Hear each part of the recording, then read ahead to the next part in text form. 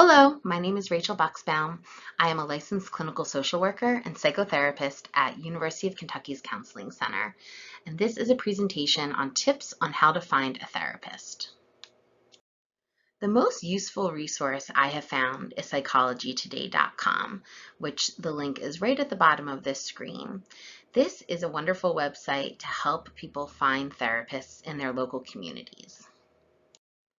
Once you go to psychologytoday.com, the first thing you're going to want to do is enter your local zip code. So if you're looking for a therapist in the Lexington area, you can put in 40506, which is the campus zip code, or you can use the zip code where you live off campus. If you're looking for a therapist in your hometown for over winter break or summer break or any time, you can use that local zip code.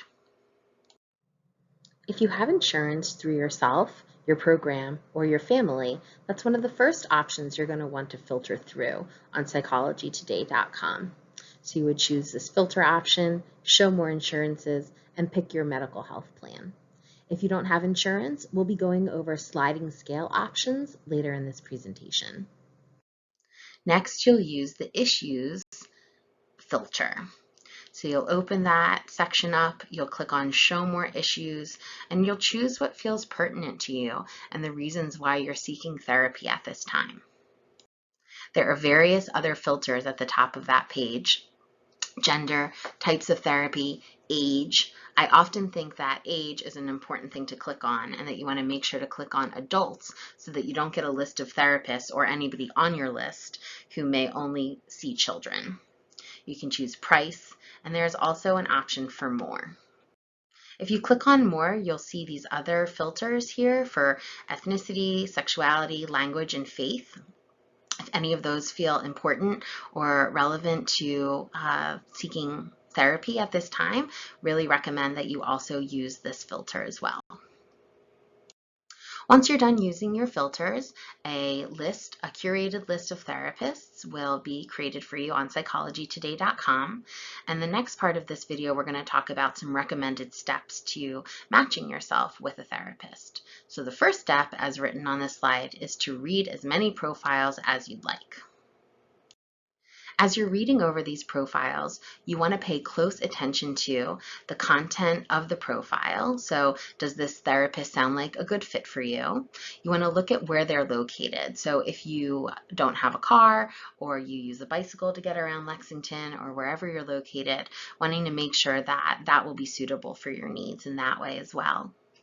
You also want to pay attention to specialties. So when you clicked on issues, you want the issues that you chose to match up somewhat to the specialties if possible.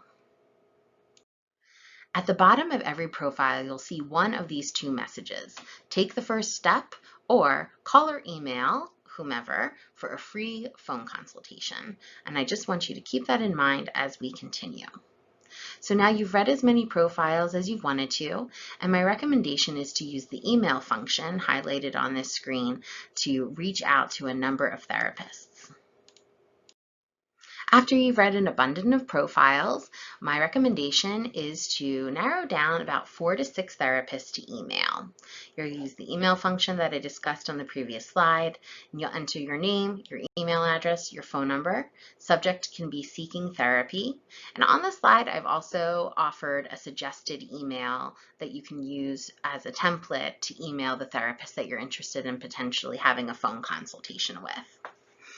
I want to point out that if you don't have insurance or you don't want to use your insurance when looking for a therapist, instead of the line on the suggested email, "Are you still accepting blank insurance type?" you could say, "Do you have sliding scale options?" or "What is your out-of-pocket cost?"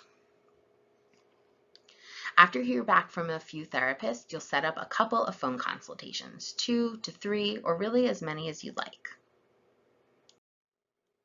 And that brings us to our final step. So after having 1 to 3 or as many phone consultations as you like, making sure to pay attention in this phone call to, do I feel comfortable with this person? Do our values align? Do I think that this would be a good match for me?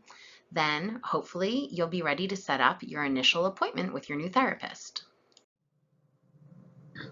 Here are some alternatives to psychologytoday.com, broken up between general search engines, which you can find at the top, search engines specifically for Black therapists, search engines for Black therapists and therapists of color, as well as search engines for LGBTQIA+ affirming therapy. We hope so much that you found this presentation helpful. Here is some other information about how to reach the Counseling Center, as well as other resources that may be helpful.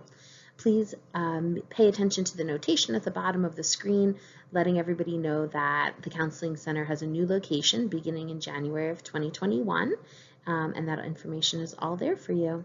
Please let us know if you need any additional support, and take good care.